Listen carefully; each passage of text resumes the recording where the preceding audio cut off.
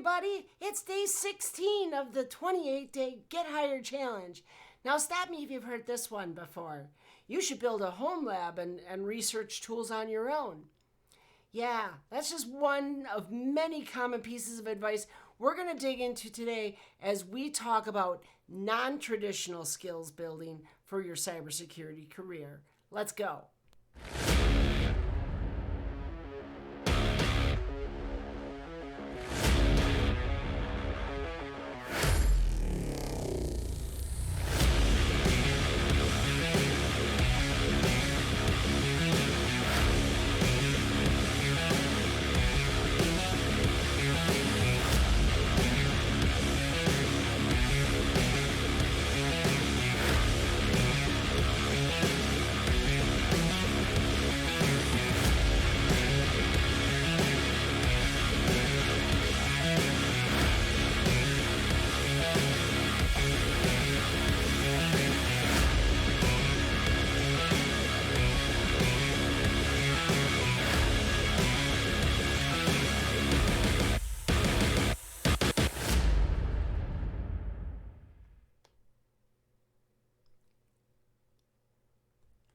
Everybody, I'm Alyssa Miller, and this is day 16 of the 28-day Get Hired Challenge. I am doing what I can to try to help you get hired into a career in cybersecurity. Today we're talking about non-traditional skills building. So the last two episodes, we've gotten into some of the more traditional things that people think about, certificates and certifications, and cybersecurity degree programs. But what are other ways that people can go about trying to build skills and knowledge in cybersecurity that maybe don't fit more of those traditional paths? That's what we're talking about today, because there's a myriad of different pieces of advice that you'll encounter as you talk to different people about some of these approaches. And I want to give you some of the pros and cons of each. I'm not saying that any one of these is right or wrong or better than the other or worse than the other. But let's just talk about how they fit, because at the end of the day, what I think is most important with what we're going to talk about today, these non-traditional methods, is what fits best for your situation, your style of learning, and most importantly, what's going to keep you most interested. Because if you're not engaged in the learning process, you're not going to learn. It's just that simple. So the good news is that yes, there are a lot of different ways that you can go about building your knowledge, building your repertoire, your vocabulary around cybersecurity, and your understanding of cybersecurity concepts. So when you're having those conversations with other professionals, you can feel confident and competent in those conversations, which ultimately presents you better to those that you're ultimately hoping are going to hire you into a job. So let's dig in. The first one we're going to talk about is conferences. If you've paid attention to cybersecurity for any length of time, you know that we love our conferences. All right, I'm on the board for 2 conferences myself. You've probably heard of some of the bigger names like DEF CON, Black Hat, RSA. Maybe you've heard of B-Sides. Maybe there's some more local ones in your area, or maybe you've heard of ShmooCon or ThoughtCon or Blue Team Con or Circle City Con. Those last 2 are the 2 that I'm on the board for, so I had to include them, of course. But what is it about conferences that draws cybersecurity professionals to these events? So they're a really good way, first of all, to hear just what's going on in the industry. You're going to be there amongst hundreds, maybe even in some cases thousands of other cybersecurity professionals watching presentations given by cybersecurity professionals. So first and foremost, you get to hear what's hot. You hear what are the latest trends? What are people talking about? What are the problems that have people's attention? What are the new solutions that people are coming up with? In a lot of these, it's not even just late breaking stuff. In a lot of conferences, you might get information that helps you in a day-to-day job. For instance, if it's more of a blue team focused conference, you might be hearing more about, hey, here's how to configure some, protective control, or here's how to configure your cloud environment to be secure, things like that. So this is all really good information. One of the other things that's really good about conferences is that you are there with all those other people. So it is a terrific opportunity to network, to meet other professionals, to just have casual conversation, get to know folks. You might find out about a job opening somewhere in your area just through that alone. You might find that as you're talking with someone, you really mesh with them and you're really getting to establish a relationship, and then you find out they've got a job opening. These things happen all the time. So that's what's really good about conferences. Now, what's the challenge? Well, there's a couple.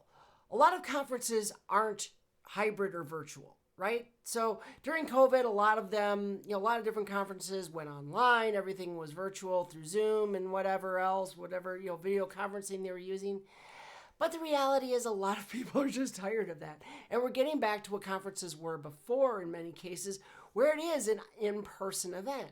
So that's great if it's local. But if it's not local, that means traveling. And traveling means money. And if you're not working in a cybersecurity job, there's probably not a really good chance that you're going to find much willingness on your employer's part to pay for that travel. Additionally, the conferences themselves cost money just to get in. Some of the bigger ones, you look at like RSA or Black Hat, you're talking thousands of dollars. Some of the smaller ones might be a few hundred. Now, some are even cheaper. Some might be $30, $50. It all depends on the conference that you're going to and what types of events they have available and whatever. But so that all plays a part, and that can be kind of, difficult. The other thing is, you're ultimately subject to whatever is being presented at that conference. And a lot of times you might go to a conference, there might be a lot of really interesting stuff, but it might not be things that you can really carry with you. So a lot of times you want to be selective about looking at who's speaking, what topics they're sharing, and so forth. Try to find one that fits you. But it's definitely a great opportunity to learn from your peers, and it is definitely a great opportunity to network. And as we'll talk in a later episode, we'll talk about the importance of building that network. Next, let's talk about CTFs and online challenges. All right, CTFs, capture the flag competitions, are things that happen a lot of times at conferences, right? It's you're given different challenges that you try to complete, basically to capture flags by breaking into systems or doing different things. Sometimes there's social engineering CTFs or maybe blue team CTFs. There's a lot of different forms that these can take, but they're a great way to practice skills, okay? And if you're at a CTF in particular, a lot of times you're working as a team, and that might again be a good way to network with other people. Of course, the challenge there is how do you find other people to work with? And additionally, because of the competitive nature of a lot of these CTFs, they can be pretty daunting, and some of them are just downright very competitive, and that might just in and of itself be a turnoff for someone who's trying to develop new skills. If you can find a good team and go into a CTF, great. The cool thing is there's some online challenges, different websites now who offer ability, especially if you're into like pen testing and that sort of thing, and you want to start to hone those skills. There's a few websites in particular that are really good and offer online challenges for that. Two, and this is not an endorsement, and there are many others, but two that come right to mind are Hack the Box and Try Hack Me. They have challenges that you can complete, and they kind of gamify it where there's some level of competition, but it's more against yourself and just trying to achieve different levels. So I encourage you to take a look at those if that's something of interest to you, that particular style of learning, and that's the subject matter that you're looking to get into. Now, I mentioned in the preview personal labs. This is an idea that a lot of people bring up when someone's asking, how can I, get into, a cybersecurity role? How can I build skills, etc.? These come up, and, it obviously with the cloud environments we have today, it's easier. But there's really, unless you have something to guide you through what you're doing, it's a lot of just experimenting with different technologies. Now, granted, a lot of us grew up that way, and I think that's why you get a lot of that type of suggestion from folks in cybersecurity because, a lot of us just eat, sleep, and breathe this. That may not be you, however. And building a lab like that can get expensive. Even if you're doing it in a cloud environment, you can go out to Google Cloud and spin up an environment with a bunch of different servers and stuff. And yeah, that's great and it's easy, but it can still get expensive. So, if that's something that you kind of feel connected with, that you want to just be able to throw different technology that you're able to get for free, maybe it's different open source stuff, or you want to look at trials of different common cybersecurity software, great, do that. I encourage you. You can learn how to do networking and all sorts of stuff that way. But it takes the right kind of person for that. And then let's not forget about the myriad of free sources that are out there in the forms of webinars, different online content, just YouTube channels, things like that.